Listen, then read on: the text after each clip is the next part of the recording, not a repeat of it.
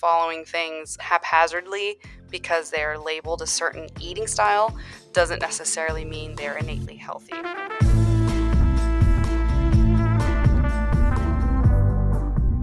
You've just tuned into Rebel Wellness Podcast, your resource for realigning and revitalizing your health and well-being. I'm your host, Kaylee, also known as Coach Kales. I'm a holistic health educator, certified nutritionist, and fitness professional of nearly a decade. I'm stoked to have you with us. You just joined a community of amazing souls who are ready to break free from the confines of the often outdated and confusing health advice all around us. Living in a world overwhelmed by quick fix diets and unrealistic beauty and body standards, us rebels stand for change. If you're like me, you're exhausted with the confusion and polarization plaguing the social media health scene. My mission is to empower you to step beyond today's diet culture, adopt a holistic health approach paired with the foundations of science for lasting, well-rounded wellness. Through teaching you how to tune in and embrace your mind, body, and soul, we'll reject one-size-fits-all solutions, realigning you on a better path that honors your unique needs and values. With new episodes weekly, this podcast is your sanctuary for deep wellness exploration, featuring expert advice, real-life stories, and a true commitment to your growth. Your journey to better health and simplicity in life begins now. Let's jump right in.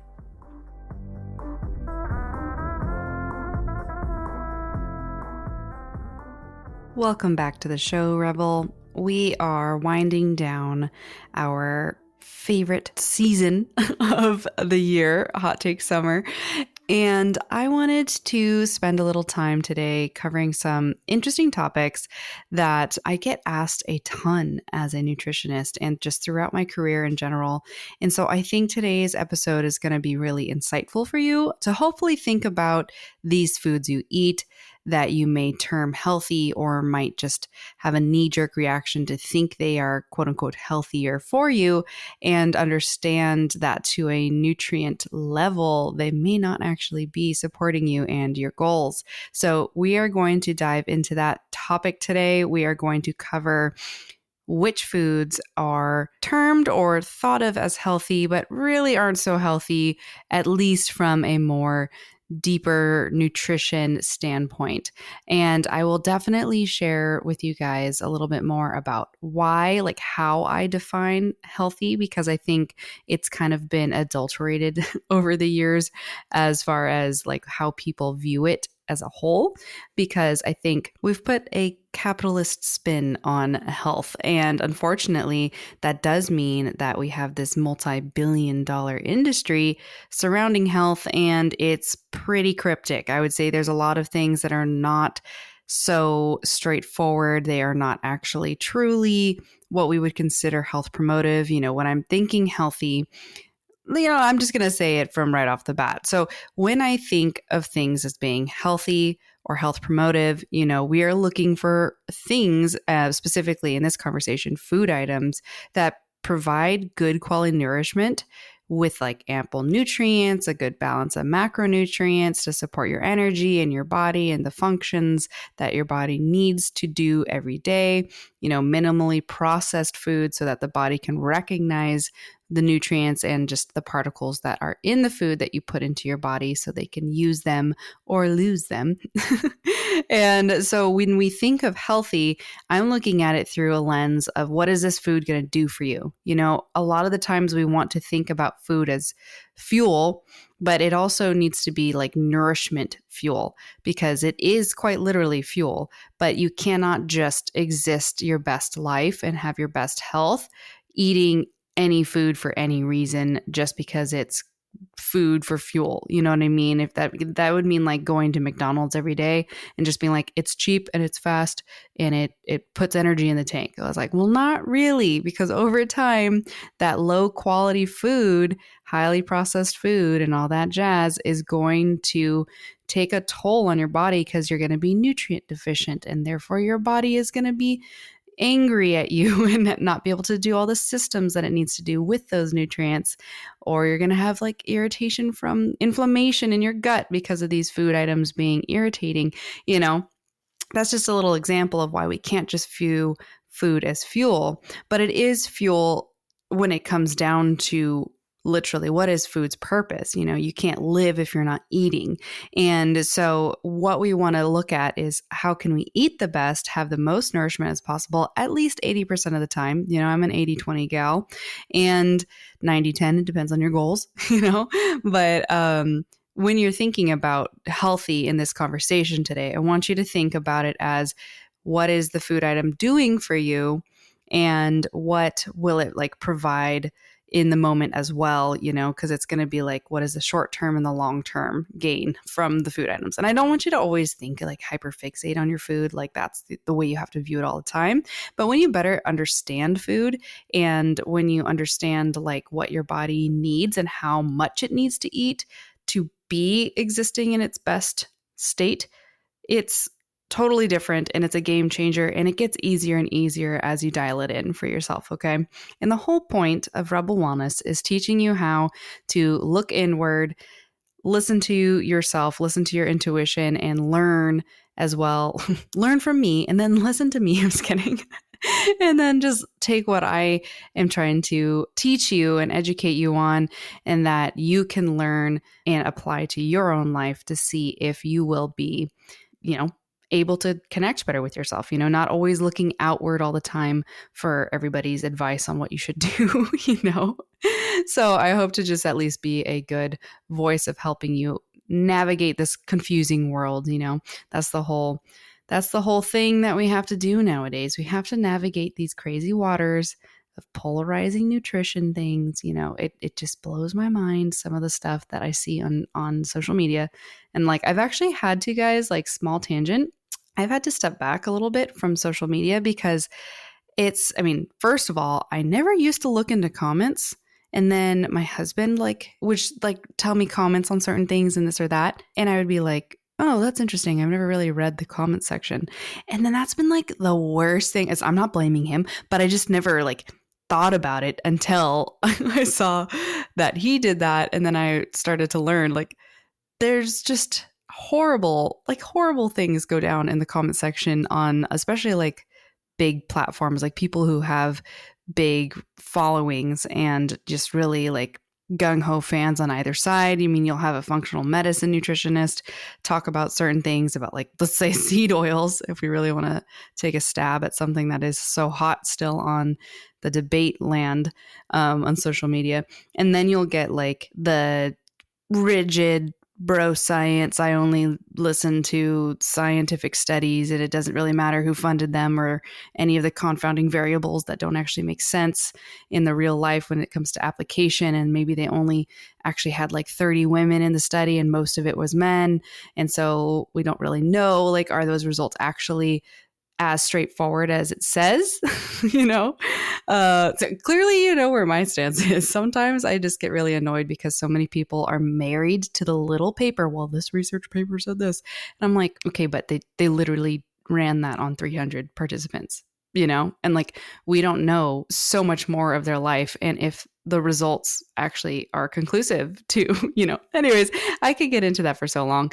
I don't want to bore you guys, but I just also want to provide you with the perspective of there's so much more than just reading a study. Studies are so helpful and they can be fantastic when it comes to having something to base an understanding on, especially when it comes to medications or prescriptions, and different things like that are it's controlled substances that we need to better understand how they do in people's body. But when it comes to nutrition, lifestyle paired with nutrition, how much somebody exercises or doesn't, what their stress load is or isn't, what their, if their body went under, pregnancies or not, there's a lot of these huge variables that if you don't put that into your study of whether or not somebody was at higher risk for congestive heart failure or something like that because of red meat, all of those things play a huge role into how you're going to react if you eat a higher saturated fat diet, which is typically where you'll get it out of red meat. However, there's a lot of people that eat a ton of processed carbs, a ton of low quality fats, and red meat. And therefore, you're going to get a really messed up study because now you're going to be like, oh, well, it's the red meat because the common denominators, they all had red meat. But in reality, no, there's a whole lot of other factors, we call them confounding variables, that play a role into what those results were. So that's another study that actually has been poorly executed, that they've pushed so much propaganda in the red meat world on, and all of the high quality nutritionists and people out in the field who actually see how people's health reacts to how they eat or don't eat will tell you that there is actually nothing wrong with high quality red meat. It is actually one of nature's best multivitamins for you. So let's dive into today's topic. Also, obviously, I'm in a spicy mood already today, but it's just one of those things that, like, especially for those of us who are passionate about nutrition, you know, this topic of like what is healthier and what isn't can be extremely frustrating because there's just like so much, just a lot of blabber of I think this and I think that and this or that, instead of like collaboration. You know, there needs to be more collaboration and understanding that like it's more of a gray area than it is a black and white area. That's for sure. There are some things that we know for sure are not good for you, you know, like diets high in processed sugar. Yes, totally not good for the human body ever. Where has a human ever existed where they had access to processed sugar all day, every day? Nowhere. Nobody historically has ever experienced that except for now. And that is why America has, I think it's upwards of 80% of adults are in the overweight to obese category now. That's outrageous, guys. And we have so much access to highly processed foods, especially processed sugar. Sugar is in almost everything we eat all day long. And it is very sinister in that way. But there's practitioners out there who think that it is the devil and they will just constantly push that. And I think that, again, gray area, there is some aspects where it's not quite as bad as we make it out to be, but it is still quite bad and we need to pay attention to it at the same time. But all right, I'm going to chat about quite a bit of things that I have seen advertised or talked about in my community as healthy that are really actually not very healthy, especially depending on your lifestyle. So I'm going to try to differentiate as best as I can for you what I qualify as a lifestyle that is not supported by eating more of these foods, and then those that are fine to eat more of those foods. But again, most of these things, guys, like we're not trying to avoid all foods and make things like on a good food, bad food list, but I want you to come out of this conversation today feeling very confident that, you know, you'll understand what is truly health promotive and then what is really not probably the best, even though it's advertised and marketed as healthy. Okay. So before that, though, a little bit of housekeeping. Come check out the links on the show notes and you can come join my wellness newsletter. It's a one-time-a-month wellness newsletter where I try to keep you up to date on the what's what in the health world, as well as my favorite clean beauty picks, some great journal prompts, and a whole lot of other great wellness stuff. You can also come follow my community at Kaylee Loren on Instagram or at Rebel Wellness Podcast to stay up to date with the podcast things. I always like to throw up a little bit of opportunities for our listeners who follow us there in the community to give some insights or thoughts about like podcast episodes you'd like to hear or some questions you'd like me to answer on the episodes. We started off this year doing a Q&A. I haven't touched back in on some of the recent questions that I'm going to incorporate into the later episodes now that we're closing out here on Hot Take Summer. So if you have a burning question in the wellness space that you would love to have answered, I would love to extend that opportunity for you to DM me, or, you know, you can always throw me an email at hello@kayleeloren.com. Again, just check out the show notes. You can go and find my contact there. That'll be even easier on the website, coachkales.com. But all right, before we get into the episode, I got some really badass freebies I have created the last several months. The newest one is a great little guide to nutrition labels and helping you break down food as you're looking at labels every time you go to the grocery store. This is a really good handout for you to download and have after listening to this conversation, because it is kind of, they all go hand in hand. You need to understand what makes up the food you eat and the whys of why you need it and how much you need to eat. In that guide, guys, I have a really great link to one of my favorite total daily energy expenditure calculators where you can find out just how many calories a day and macronutrients a day you individually need, which is really important for better understanding like how to feed yourself so that you can be well fed, because being well fed is extremely important for your longevity and your health. And a lot of us females have just been raised to be constantly dieting our entire lives, that we're just in restriction mode. And then sometimes we get into more of a binge mode, or at least just an overeating mode. And it's really, really powerful when you can better understand exactly what your body needs and start to eat towards that goal and feel your best and have the most energy possible, have a healthy thyroid. A lot of us end up with thyroid issues because we are underfed most of our life. So download that nutrition labels freebie. It is on my Stan store, which you can find in the links here below. And I think you'll really enjoy that little PDF I made for you for free. Okay, so let's dive into this episode right now.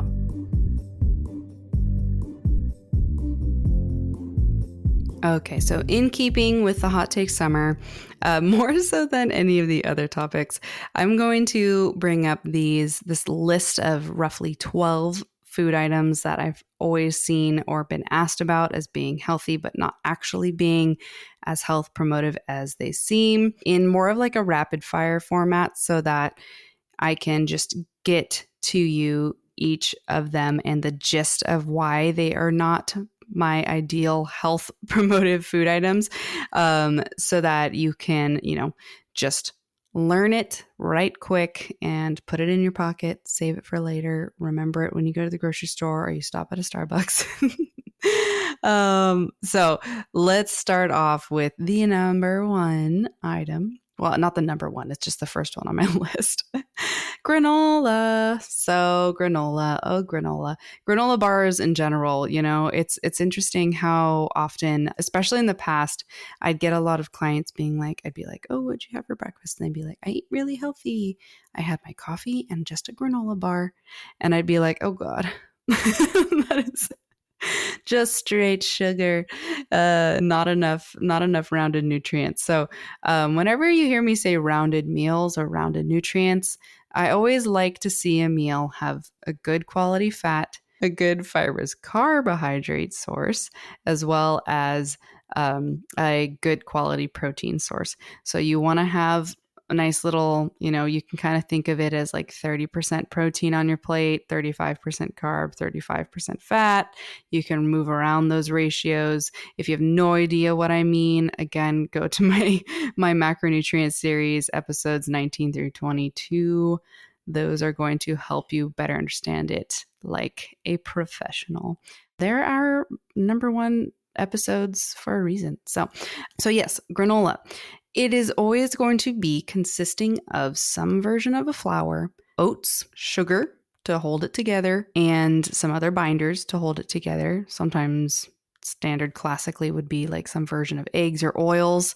You might get a lot of different binders now that they can use a bunch of different processed, cheaper things. And then you'll usually see like dried fruits or nuts, stuff like that. So granola can sometimes also be pretty high fat if it does have quite a bit of nuts involved as well. And if they used some sort of oil to be what makes it nice and clumpy into that kind of crunchy granola situation, because they usually bake it. And then once it's baked, it becomes that traditional granola texture. So basically you're getting carbs and fat. And some people could argue you're getting protein from the oats, but again, it's not a complete protein source and it is not that much to be significant to talk about. Okay. So when the majority of a food item contains more of one specific macronutrient, so carbs, fats, or proteins in each food item, we usually call it a source of whatever it has the highest percentage of. So granola typically has the highest percentage of carbohydrates. If it's a like paleo or gluten-free or whatever granola, sometimes it's higher in fats. So you want to be able to read that label and kind of see it in the back. Because not all granola is really not the greatest for you. You know, I'm a huge fan of, what is the brand? I believe it's something like Simply Elizabeth or something like that. I think I call it the wrong thing all the time. But that brand, I have found her ingredients to actually be exactly what I want in a granola, because I typically will combine it with like Greek yogurt, which is really high in protein and a complete protein source, or like a protein shake or something like that. So I will kind of round that meal out with the granola in mind, because I know if I only eat granola, it's going to be a big blood sugar spike, and it's going to make me crash later and start the cycle of a blood sugar wave throughout the day, making me want little treats and things like that throughout the day, because I'm not nourished properly. And that's where rounded meals come in. Your blood sugar gets stabilized when you eat enough and you have a good balance of all three of those macronutrients. Okay. So granola, often marketed as a healthy breakfast option, but it often is loaded with a ton of added sugars, oftentimes a lot of unhealthy fats if they do canola oil and other more shelf-stable oils. And honestly, it is kind of more of like a dessert than a nutritious meal, because it doesn't offer a ton of nourishment to you typically. And it is kind of exactly like the crumble topping on pie. You know, if you've ever made that by hand before, it's essentially exactly the same thing as an oat topping that you would put on pie. So yeah, granola, no go. All right, the second one is flavored yogurt, or honestly, most standard yogurts, like Yoplait and all that stuff, Oikos even for many times. And honestly, a lot of the plant-based yogurts as well, from the companies that are just kind of trying to profit off of being plant-based and being a yogurt source, whereas they are like not actually providing you with a lot of nutrients in their yogurt mixture. There's just some probiotics involved, you know, which it depends on like what you're eating the yogurt for. So if you're trying to eat yogurt as like a filling snack, most of those brands I told you, if the yogurt itself is under 10 grams of protein, it's not going to be that filling for you. And it's usually going to leave you hungry for more, especially if it's made into a parfait and they put granola on top. Then you're ending up with like a double sugar bomb. And you might think that the probiotics are good enough. A lot of those cheap brands like Yoplait and stuff actually add probiotics back in. They don't put it through the actual necessary culture process, and therefore your body may not actually use those good bugs the way that you think you are. So yogurt then is kind of the flavored yogurt and the cheaper yogurts, the low calorie yogurts especially, those guys are usually not worth it, and they're definitely not health promotive, because again too, they usually have a lot of artificial sugar added in, ingredients that are artificial added in, and there's just not enough healthy gut bacteria in them and not enough protein to make them actually worth it, because that usually is a highly processed dairy that they end up using, a low fat dairy and things like that. And we already know from the dairy episode, which if you haven't listened to the milks episode early this year, definitely pop into that one after you're listening to this one. Processed dairy is not necessarily better for us, and oftentimes is actually worse for us because of how much nutrients are taken out of the milk, you know? So yogurt, especially flavored yogurts and things like that, usually too much sugar, and it tends to negate the probiotic content because of the sugar profile that are typically in a lot of these. So if you want to know like a rule of thumb, I usually don't buy yogurts that have more than 10 grams of sugar involved with them, especially if they have more than 10 grams of sugar and they have less than 10 grams of protein. Typically, I don't buy yogurt that has less than 15 grams of protein in a serving. I usually like to go for 20 grams of protein in a serving, or 25, because I eat my yogurt for the probiotics and the protein. And so I usually will mix in things that kind of add a little bit more flavor, like fresh berries, roasted nuts, a granola that is on the healthier side from the checklist that I gave you in the previous advice there on the granola. So yogurt, it's usually a pass. And I've had zero luck really with plant-based yogurts or dairy-free yogurts that actually provide enough nutrients that are valuable. I'd say the Cocoa Yo brand, I think that's what it's called. they actually do have quite a bit of good nutrients. They're very, very, very, very, very high in fat, specifically saturated fat, because it's sourced from coconut and it's cultured coconut, essentially. And so if you're somebody who is eating more of like a paleo lifestyle or an animal-based lifestyle, or, something that doesn't have a lot of highly processed carbohydrates, that yogurt can be positive for you in your gut. If you're somebody who's throwing that into the mix, but you're eating like muffins and toasts or bagels or, a variety of different processed carbohydrate foods, you're probably not going to gain a lot of that positive gut, situation, because you're going to be combining too much saturated fat with a lot of processed carb. And that combination together is usually where we see a lot of the challenges arise with like your lipids in your bloodstream and all that kind of stuff. So typically I don't recommend that. But for people, there's a lot of people who eat more like keto or eat more of a healthy vegan diet, not a junk food vegan diet.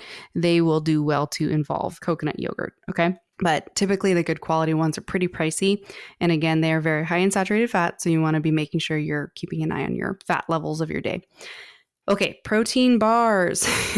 That's number 3. So they're very convenient, and they are marketed as a fitness snack. So a lot of people who are very active and fit, who have active lifestyles, they do at least 45 to over an hour of activity at least 4 times a week. You're usually going to be okay to do protein bars. But the thing that's tricky is that a lot of these protein bars are, again, very low quality ingredients. They're very high in sugar sometimes, or artificial sweeteners. They have a lot of preservatives in them. They have a lot of interesting things to help with the texture. And they typically have really low quality, highly processed protein sources. Like you'll see soy protein isolate a lot. You'll also see milk protein isolate, which is different than whey isolate. I do have a very good episode on protein powders, derivatives. And I also have a good little thing to look at that breaks it down for you as well on my Instagram, the Kaylee Loren, that I would recommend that you go check out if you want to learn a little bit more about the different types of milk protein derivatives and whey isolate and all that kind of stuff. But coming back to it, there's a lot to be said about the artificial fiber that they throw into the bars to try to make their quote unquote net carb lower, meaning the total carb minus the fiber. And so sometimes it's too much fiber, and that can be, again, problematic for your gut, especially if it is a processed form of fiber. So if it's a type of fiber that has been pulled from a specific source and then processed down to be isolated into that fiber and then thrown into the mix of all of this sludge that they turn into a protein bar. Again, your body, when you're consuming it, is just like, whoa, there's a lot of this insoluble fiber. I'm not sure what to do with it. So it could make you gassy, could give you diarrhea, it could just be unable to be digested in general. And so sometimes we're not getting even the nutrients we think we are from the protein bars. So protein bars, my rule of thumb for a lot of my clients and myself, is you want to keep it as minimal as possible. You want to look at the ingredients. You want to have less than at least 7 ingredients if you can. Something you would think of something like RX bars, where they have very low ingredient and you can identify most of those ingredients. Recently, there was a bar that one of my clients and I found called like Bear Bells. They have pretty solid ingredients. I like to see whey protein isolate as the first ingredient on a protein bar. I don't like to see soy protein or pea protein or brown rice protein, because a lot of those are actually highly processed monocrops that they spray a lot of glyphosate, or Roundup rather, and a lot of other things on them, and they're genetically modified, and they tend to cause a lot of negative gut reactions for a lot of my clients, including myself. So sometimes I would steer clear from those ingredients if you can on protein bars, especially like the soy protein, because the soy protein is always going to be like one of the number one things you'll see in most protein bars, most conventional protein bars. And it can have a lot of negative effects if you consume them consistently for frequently as well. And we just want to avoid those, because it also, soy, especially when it's a GMO soy, it does have a tendency to be estrogenic, as an estrogen mimicker. And so I have actually seen through blood work and labs, and even, what do they call those, where they smash your boob? I'm blanking on the terms right now, but getting a breast exam. I've had a few clients in the past who consume a lot of soy through their soy protein powders and soy milk in their lattes, have more precursors for breast cancer show up. So, not to say that it's directly always that, but we have a lot of evidence showing, and we do know for a fact that soy is estrogenic. So I like to avoid it, especially if I'm eating a protein bar, because it's just not going to be the best quality protein for my body. But okay, so let's move into the next one. Oat milk. Sorry, guys. Again, if you go back to the nut milks conversation earlier this year, I break it down much more. But the main thing to know about oat milk is it's not nut milk. It is not in the same playing field as nut milk or real milk from a cow or any animal. Therefore, oat. What is an oat, guys? What is an oat? It is a grain. It is a grain, and you are making starch water with it. So you are literally just making carb water. It's carb water. Okay. So because how they process it is they soak the oats, they break it down, they put amylase in it to make it sweeter and digest a little bit better on the stomach. And amylase is the enzyme that we actually make as humans ourselves to break apart carbs. And so essentially they add that in to the oat milk to help it taste better and be digested better. But it's just straight carb milk, and it will spike your blood sugar like crazy. 1 cup of oat milk is anywhere from 12 to 20 grams of carbs, which is the equivalent of several Oreos and stuff. So I personally would rather eat the Oreos and dip them in my nut milk or something like that, because I personally don't drink a lot of milk, but I do use A2 milk when I need to involve milk into things, because it doesn't bother my stomach at all and it doesn't bother my skin. So, but oat milk, yes, it does not actually provide a great amount of nutrients, unfortunately. It's highly processed. It's typically not gluten-free because they'll use the cheap oats that have been rolled in flour already. And a lot of the times it is not going to be qualified as non-GMO or organic, because again, it's just a way for the food companies to reuse oats, essentially. The oats that didn't make it into your Quaker tin, you know what I mean? So unfortunately, I've never been a huge fan of oat milk. I get it. I taste it. I see how it's creamier. It's more similar to real milk. But honestly, if you can digest real milk will give you so much more nutrients, tenfold over oat milk. But also, if you have to go the alternative route, I am a big fan of good quality coconut milk or macadamia nut milk. Those are the two that will give you the most similar reaction to the taste in your taste buds, because they have enough fat and they won't separate and all that kind of stuff. But oat milk is not healthy for you at all, unfortunately. So I had to put it in this list because it is definitely one of those ones that everybody thinks is healthier. I feel like I have to tell my dad like every time we go to Starbucks together, because he'll be like, I want a brown sugar shaken oat milk espresso or whatever. And I'm like, can I just get you the regular milk one? Or like, can we do coconut milk or something? And he's like, oh yeah, I don't know. And I'm like, Dad, how many times have I told you oat milk is not healthier for you? It sounds healthier for some reason. We all think it sounds healthier, but unfortunately it's not. It's starch water, and you're drinking so many more carbs, especially because most Starbucks already have a ton of sugar added in with like the sweeteners and shenanigans. It's like, don't add more sugar into it by adding a really carby milk product, you know? So anyways, off that tangent. But number 5 would be veggie chips, or any type of vegetable derivative made into a chip. They sound healthier. You know, you think like, oh, I'm getting vegetables. Some of them, like some of the packaging guys even says like it's a healthier vegetable alternative or whatever. But no, it's not. It's just potato or corn with a small amount of vegetable powder mixed in, sometimes like rice or whatever, if they want to make it gluten-free. And they tend to contain just as much fat and salt as traditional chips. So there is nothing actually that you gain from it having vegetable powder in it, okay? You're not getting the fiber and stuff like that. So it is definitely not a healthier option, even though it sounds like it. Number 6 is a very interesting one. I have to talk about this a lot with a lot of people often. And even for myself, like when I was a young gun in the nutrition scene when I was still in college, I used to think this was the healthier route, and that would be agave nectar. It is not necessarily healthier alternative to sugar, as it is actually very high in fructose itself. It is processed from the agave plant the same way that cane sugar is processed from the sugar cane. So, unfortunately, it's pretty much exactly the same. It's just typically suspended in liquid still, so it's syrupy, you know? So, agave nectar is definitely one of those food items that it just, again, I think it's the name. Is it the name, guys? Is that what makes us think that it's healthier? But it's not.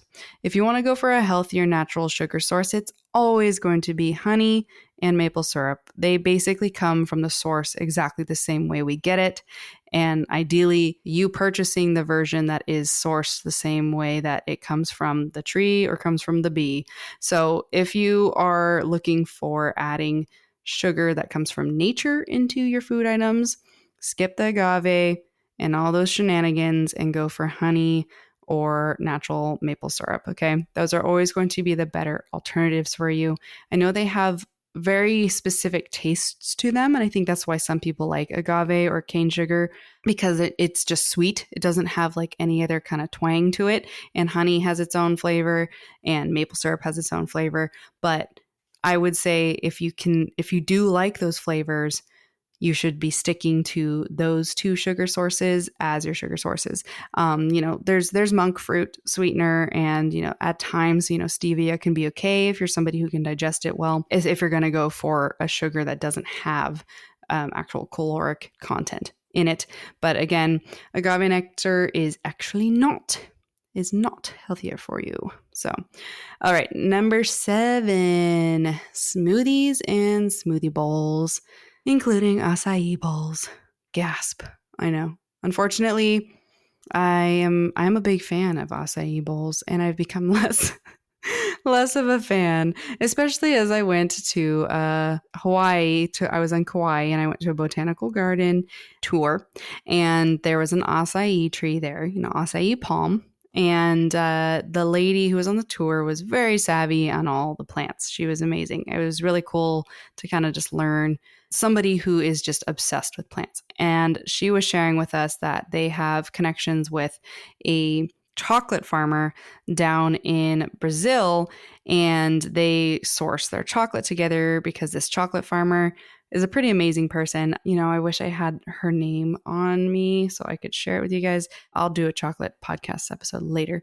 But anyways, she basically had started helping these families that were kind of taken advantage of during all this deforestation and these monocropping things that are going down in Brazil, and helped them grow cacao trees, or they already naturally had cacao trees, and was paying them to harvest and share their cacao with her so that she can make these chocolate bars to sell and then give the money back to the community. Again, amazing human.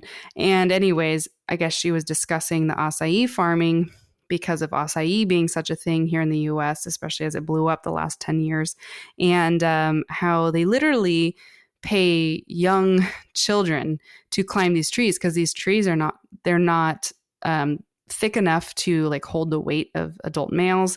So a lot of times it's child labor that is harvesting our acai berries. And on top of that, it can also just be a horrible tree situation where they chop the entire tree down to harvest the acai berries as well if they're not going the child labor route.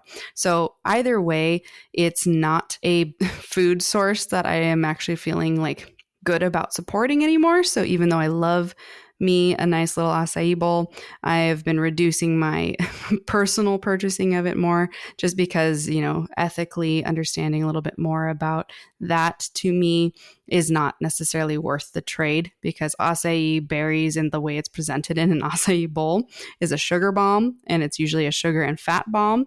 And I don't get enough nutrients from that to feel like it's a fair trade in a weird way, if you know what I mean. But same goes for smoothies, that's the thing that's really important for you guys to understand is especially from most health food stores, unless there's a protein added in, your smoothie bowl is a huge sugar bomb. So either what I tend to like to do if I do go that route is I will chug a protein shake, at least 20 grams of protein in my stomach before I consume this carb source and fat source. Because usually, like if you're getting a smoothie bowl or an acai bowl, what you're getting a bunch of frozen juice. It's usually mixed with apple juice. They usually don't, it's not just straight acai berry. Honestly, it's acai berry, blueberry, and apple juice is typically the base. And then you're getting, nut butters added on. They sometimes will just drizzle agave nectar on top as well with granola and, sometimes nuts and more berries or more fruit. And it's just so much sugar. You would be shocked if you knew how much sugar is probably in that acai bowl when you finish it. Even the small ones, I would wager anywhere from 55 grams of carbs minimum all the way up to like 120 grams of carbs. And that's a lot because usually we are trying to aim for anywhere from 40 to 60 grams of carbs max, depending on how active you are. So if in one bowl, you're getting like 120 grams of carbs, especially like just the medium or the large size of acai bowls, plus like at least a tablespoon or so of peanut butter or nut butter of choice, that's another good 12 to 15 grams of fat. There's a lot going on there. Okay. It's kind of a gainer food. And we consider gainer foods like high calorically dense foods that you can consume somewhat easily so that you can bulk and put on muscle or put on weight, whatever the situation is. So that's where the term gainer comes from. So essentially, acai bowls and smoothie bowls in general, and a lot of smoothies too, they are kind of gainer foods. They're not necessarily health foods, even if they involve a lot of fruits and things like that, okay, and a lot of nut butters. Because again, they are missing that component of high protein, and you need that protein because you need those amino acids, not only to mitigate the blood sugar spike, but to also just nourish you and to make the meal that's highly calorically dense more nourishing, to make it into a meal. I don't consider a lot of things meals if they don't involve enough protein, because it's just like, well, what's the point of eating it? You eat protein not just for muscle, guys. You eat protein for your skin health, for your hair health, for your eye health, for the health of everything in your body, because it gives you specific amino acids that your body needs to complete the bonds for a lot of different things going on in your body. So anyways, next one, number 8, gluten-free packaged foods. So even though I do follow a gluten-free life, I have definitely seen in the shopping aisles so much misleading kind of advertising when it comes to gluten-free. And it is funny too, I would say I'm not going to rag on my dad in this episode, but he's just a funny example of it because it's, he was born in the 60s, well, technically in 59. And so like that whole generation is definitely a bunch of people who were just bombarded with very stereotypical diet culture, right? So, and it's not their fault, they just existed in a bad time, but the way that their mindset just really pigeonholes into certain things when it comes to nutrition is really funny. It's kind of an interesting case study to me. And so anyways, with that said, for a while there, my dad was eating a little more gluten-free, and he was just like, yeah, and I got this and it was gluten-free, so I'm eating healthy. And I'm like, if you're somebody who's specifically needing to eat gluten-free, that's a good alternative, but there's so many gluten-free things that just mean it doesn't have gluten in it. It doesn't mean it's healthy. A lot of it still is highly processed, has added sugars, artificial unhealthy fats, refined starches, a lot of that, just because it says gluten-free doesn't mean that it's automatically healthy. So it is important for you to understand, same thing for like keto. If you buy a food item that's labeled keto and you think you're eating healthier because it's keto, but you yourself don't eat a keto lifestyle, it's not healthier for you. You just ate something that was really high in fat. Like that's all that happened essentially. So being careful of following things just haphazardly because they're labeled a certain eating style doesn't necessarily mean they're innately healthy. Okay. So another one would be for number 9, green juices. A lot of these prepackaged green juices have a lot of sugar in them, just involved with whatever fruits they combined into it, as well as, there is green, so they will turn green. Like Green Machine by Odwalla is an example of one that is kind of not kind of, it is very misleading when you look at it because it looks like the pinnacle of health in a bottle for some reason. But you read the label and it is so high in sugar. And we don't know the quality of the veggies and fruits that they use when they make that blend. I would guess it's not the highest quality. And so, unfortunately, during all that processing and just kind of sitting in the big smoothie mush of fruit juice, it is basically just a fruit juice and it's just going to be a big sugar bomb. So again, if you're somebody who is not particularly active, those types of green juices would not be the best for you. A really classic, important green juice that would be considered the pinnacle of healthy green juices is a like freshly pressed celery, green apple, spinach, lemon, it doesn't taste good, okay? Green juices that are actually healthy for you do not taste good. Unfortunately, it's just kind of the truth. So because the point of a green juice is you're trying to bring a lot of like those natural waters that come straight from the vegetables and such into your body, as well as some of the nutrients that come from it. There's a lot of different micronutrients that can be involved in that. But you are removing the fiber a lot of the time, and that is not always the healthiest version because, it's just going straight into your system. So, but again, if you're looking for a healthier green juice and it tastes good, red flag. Unfortunately, you just have to be straight up. Green juices that are great for you are not tasty. So most people will take them back kind of as a shot. And the other thing that sucks is like they always serve them room temperature because they like fresh press it. And like, I'm like, can I just throw like some ice cubes in here? Because this is ratchet. Like, this is gross. But anyways, yeah, green juices, be careful about them. There's a lot of them that are prepackaged. Read the sugar content again. We're looking for under 12 grams of sugar for a serving, and make sure you pay attention to the serving size as well. All right. So number 10 is salad dressings. Salads in general, guys, a lot of people tend to be like, I had a salad today, I was healthy, but most salads are like iceberg lettuce or romaine, and they don't carry a lot of nutrients.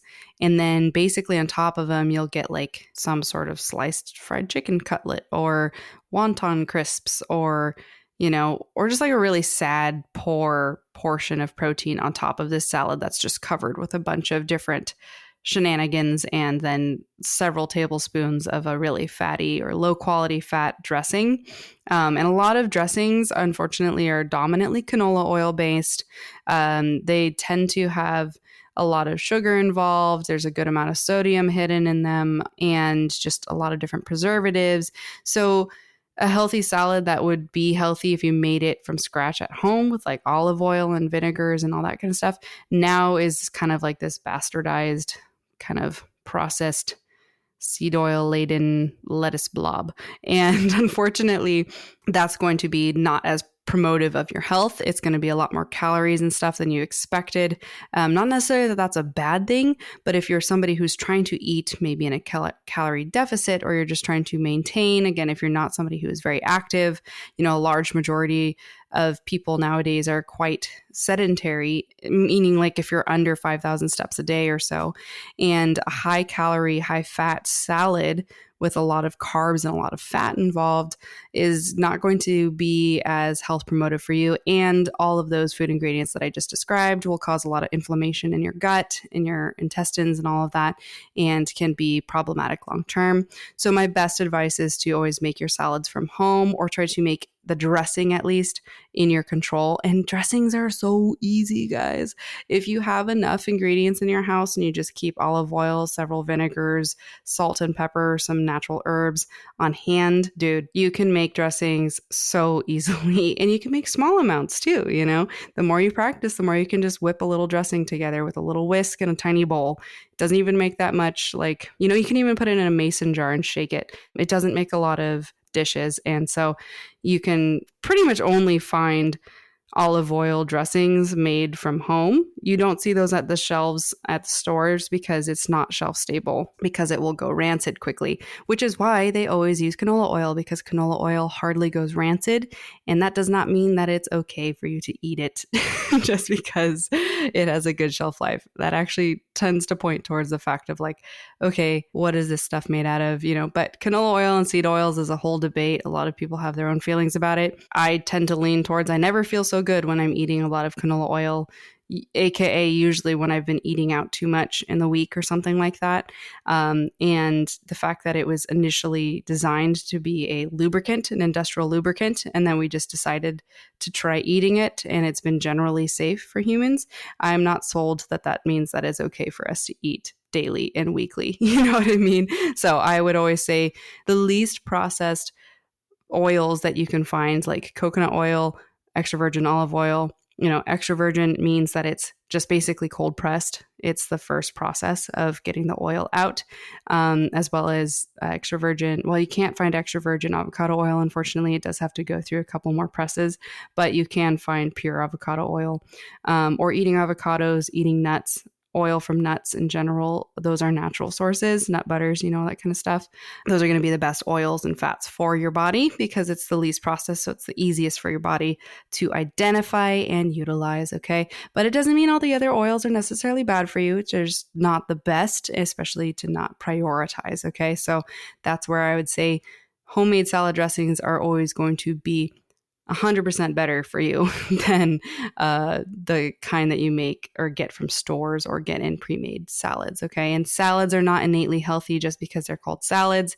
You need to be paying attention to what you put on it and what nutrients make up that salad, because if it's just iceberg lettuce, a little sprinkle of sad-looking cherry tomatoes, wonton chips, a sad portion of highly processed chicken or something like that, and corn or something like that, that's mostly all carbs and fat that you're going to consume. So you gotta learn what makes up the food you eat, okay? So 11 is diet sodas. A lot of them, yes, they're calorie free and all that stuff, but they still contain, they're basically water mixed with like an artificial syrup. Okay, guys, when you think about it, if you saw it and you just looked at like, okay, I'm going to basically hydrate this artificial sludge and turn it into a bubbly drink that I'm going to consume daily or whatever. Like, it's gross to me. I mean, not to come off harsh, but I was just not raised on soda. And so the way I look at soda, especially because it's violently unnatural, right? Like, it's just a bunch of flavors and chemicals and sweeteners thrown to, and even oils. Some of them have oils. That's why they just recently banned sodium bromate. I'm blanking on the term. I believe that's the right term, but whatever is the ingredient in most orange sodas to make sure that the citrus that is involved in orange sodas doesn't make the soda separate and get all gross. They just banned that because they finally had enough evidence to show that it is not good for humans. It's carcinogenic, meaning it can cause cancer.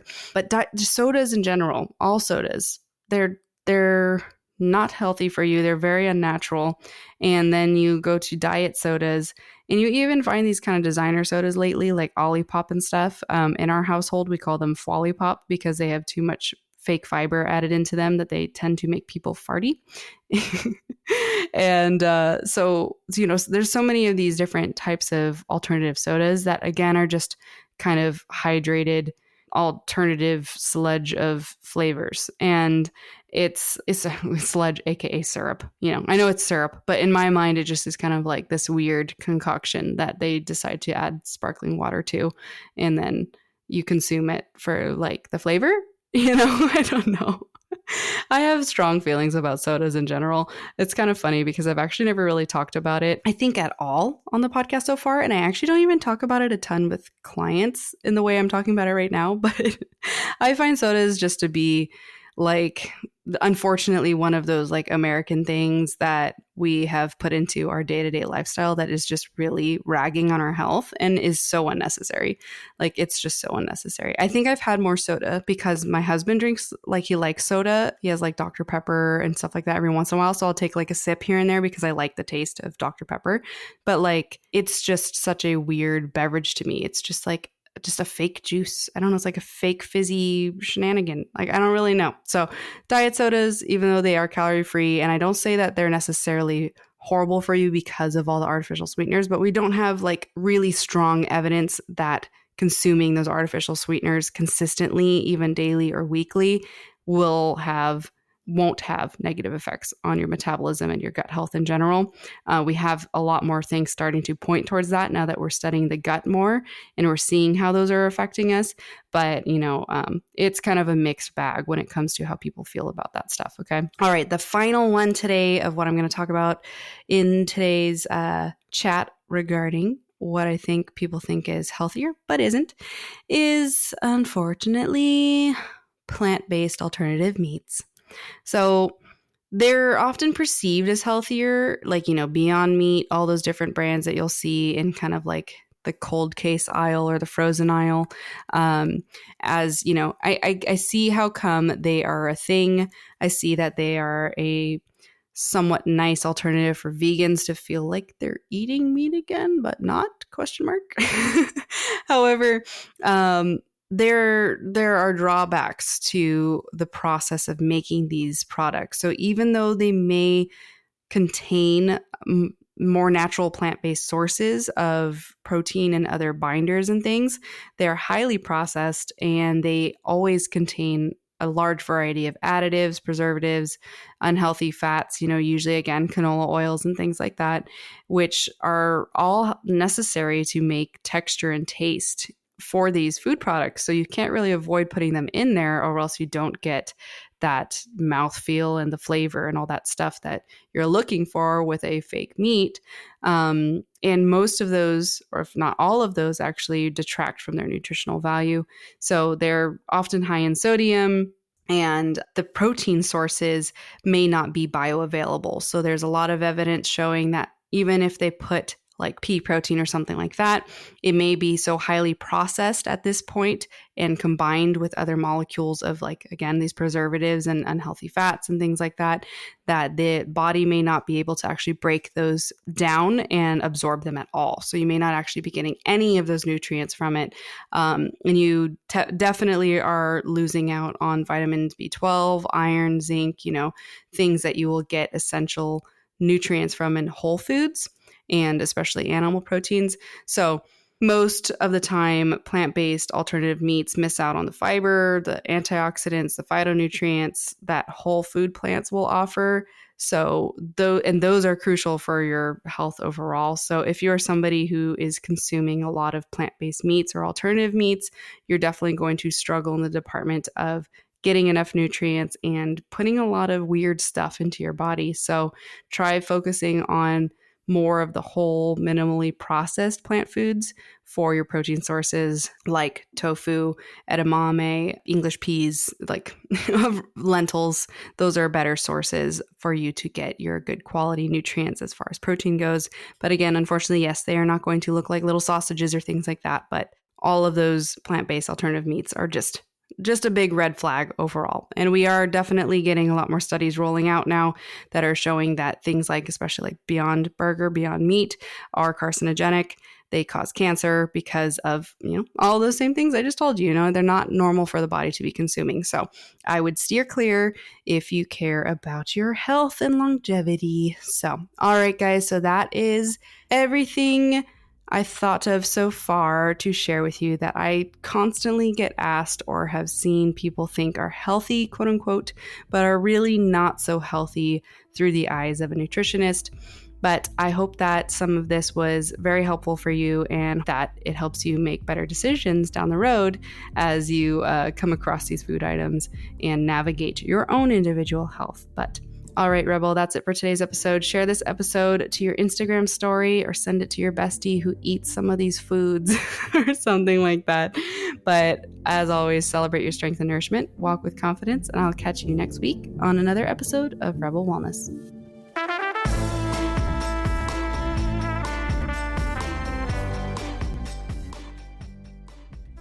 What did you think about that episode? If you enjoyed it, I hope that you would come join my community on Instagram at Rebel Wellness Podcast or my coaching page at Kaylee Loren, or both. I would love to see your name pop up on my new follows list. I might say hello if I catch you. And I would also like to invite you to come check out my website, coachkales.com, if you're interested in seeing any more of the educational learning resources I have created for you. I have a whole ton of amazing free downloads that you can dip your toe in the water of what working with me looks like. And if you are really vibing with what I have to say and how I teach it, come explore my courses that are available for purchase. They are all do it yourself. In the near future, I plan to have some awesome group coaching that will be all live, so stay tuned for that. And the best way to know when I'm going to launch those is through my monthly wellness newsletter, which is my hand-curated, not AI-generated, monthly all things health and wellness newsletter that I created to be your new favorite resource for staying up to date with the latest in the health world, self-care resources that I've created, and a bunch of the clean beauty picks that I personally use myself, and a whole lot more, as well as early access and discounts to anything that I create in the future for specifically my newsletter signup. So if you'd like to sign up, head to coachkales.com and add yourself to my mailing list. Last but not least, I would absolutely love it if you would help our podcast grow by simply sharing a rating or review wherever you stream and are listening to me right now, and share it on your social medias or text it to some friends or family members if this episode resonated and was something that you think could help somebody else, because I really would love to help anybody in your circle if I've been helping you. So I absolutely am so grateful that you're here. And if you listened all the way through, you are a real one. So, all right, Rebel, until next episode.